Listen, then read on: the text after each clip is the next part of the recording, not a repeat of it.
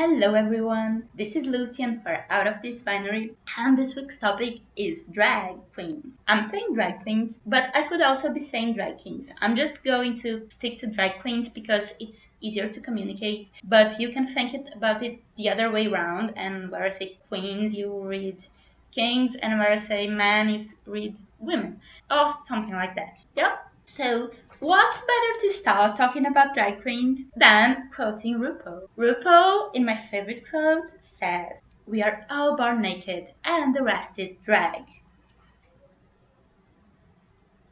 Yeah, that's performatic, and that's what it talks about performance. Because life is performatic, gender is performatic, and drag is performatic. Everything we do, everything we act, everything we dress, we are trying to be someone.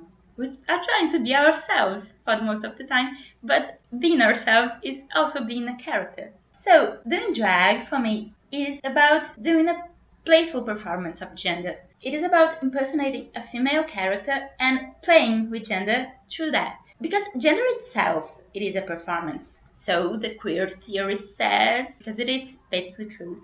And gender is a performance because all the things you dress, the way you act, the way you move, the way you talk, the tone of your voice, everything plays into you being read as a woman or as a man or as something else. But not only that, not only keeping things in the boxes, gender is performative also because the way you perform your gender can also broaden the borders of what it means to be a man or a woman. For example, if you identify as a woman, so you are a woman, you can dress as the most dudeish dude in the world. If you say you are a woman, you are a woman. And what you are doing, it doesn't matter if you perform the gender stereotype of what it is to be a man. If you are a woman, you are a woman. And by performing it outside of the woman box, you are somehow expanding this box and expanding what it means to be a woman. Yeah?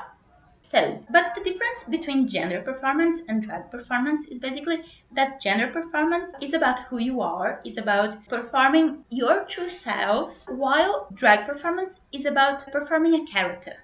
With that said, I think we gotta mention this idea that drag reinforces gender stereotypes. I know this is an idea that is backed up by a lot of evidence, a lot, really a lot of evidence, but it is really important to say that not, it's gonna sound cheesy, but not all drags do that. Maybe most of them reinforce gender stereotypes, but it is so important to say that there are so many ways to do drag out there in the world. I have heard that in Spain, it is very common for straight men to do drag. This guy is married to a woman and has a family and does drag. And the family goes there and watches the drag show. And I think it's really amazing. It's great. Life is great. In so many ways. But anyway, as I was saying, there are so many ways to do drag. If you watch RuPaul's Drag Race, that I think it is like the biggest resource we have on drag culture today, like available for everyone to see. If you watch it, you should watch it, by the way. There are so many drags, like Vivacious. I don't know which season she is, but she's a drag that had some characters that weren't necessarily female. I remember very vividly of this one character that was sort of an alien. And it's so nice because it doesn't have to be a performance of a woman wearing a dress and having big boobs and having long hair and stuff like the ideal woman, in a way, the stereotypical woman. But it is about something else. It is about a character that is the main point of drag character. There is also Sharon Needles. She's like one of my favorite drags. And although she plays a female, very female character, she also has this other zombie, darkish, sci-fi vibe. And it really affects the way she portrays her female characters. And oh, there is one drag queen. I love it. I love so much. It's Milk.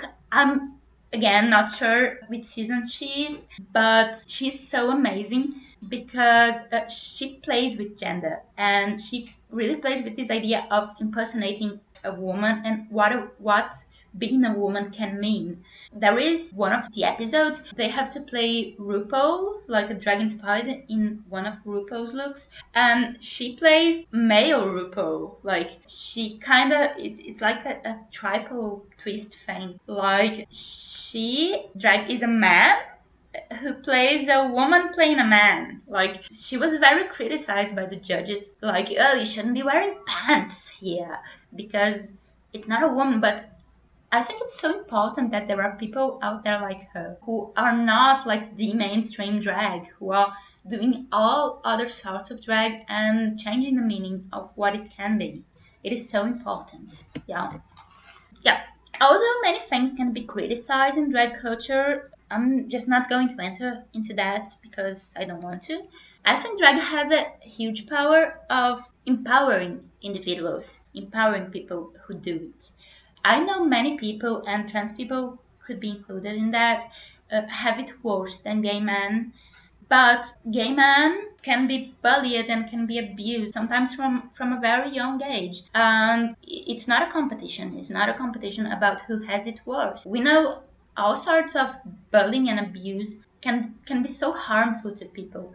And it really plays into who they become when they are adults. And they can become very insecure adults and adults with so many problems. And this is a thing that we can see in RuPaul's Drag Race, where they are out of drag and they talk about it. We can see it in all of the seasons. Many of them saying that they are or they were really insecure about themselves and about their bodies and about everything, and they find their inner strength through doing drag. And this is so amazing. I think this is so important. Whatever it is that makes you feel this way, makes you feel stronger, it is so important. And yeah, here I wanted to say I have a friend who does drag.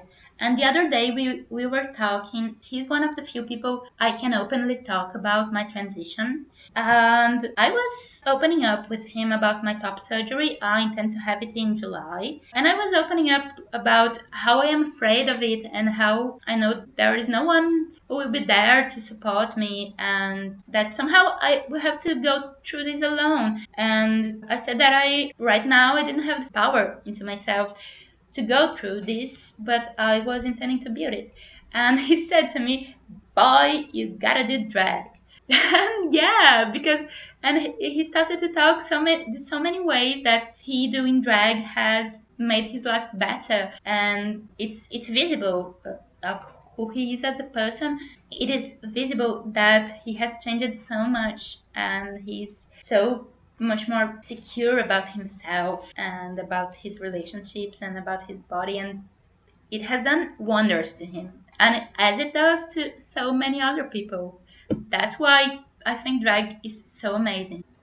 And I think it's worth mentioning that my friend and I have a friend, he's a non binary trans boy, and we often kind of talk about, kind of joking, kind of not, about doing drag after we transition. And I think this is something I'm gonna enjoy so much doing because of this empowerment, I think. And this is a feeling I kind of already have, but I don't do drag like publicly.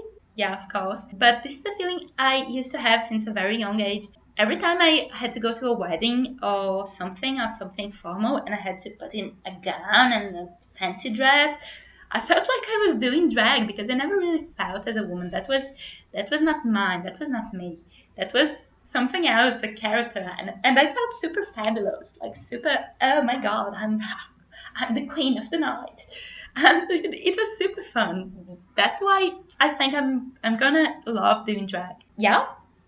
Oh yeah, I think it's worth mentioning that I think drag is important also because it is a playful performance of gender. It kind of allows you to play outside of your given box, your assigned box. And even though that box can be really big, as I said before, you can dress as a dude and still be a woman. Even though this box can be really big, it is still a box, our assigned gender. So I think being able to play with it through doing drag is one amazing thing, and it allows many trans people to realize they are trans. And this is one of the things I love about drag. Like it sets people free. Like you start playing about it, and then like Yeah, that's really the thing. And I think we should have more opportunities to play with our gender and with ourselves and who we are.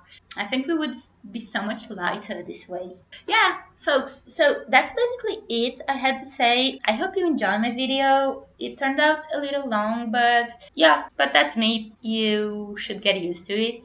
Yeah. So take care, be fabulous, watch other people's videos. If you have topics to suggest, say it in the comments or send us a message on Tumblr or whatever.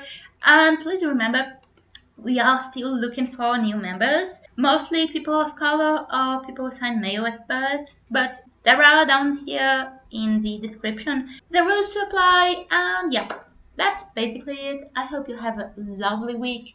The Ninja Turtles are going to be with you, and cheers!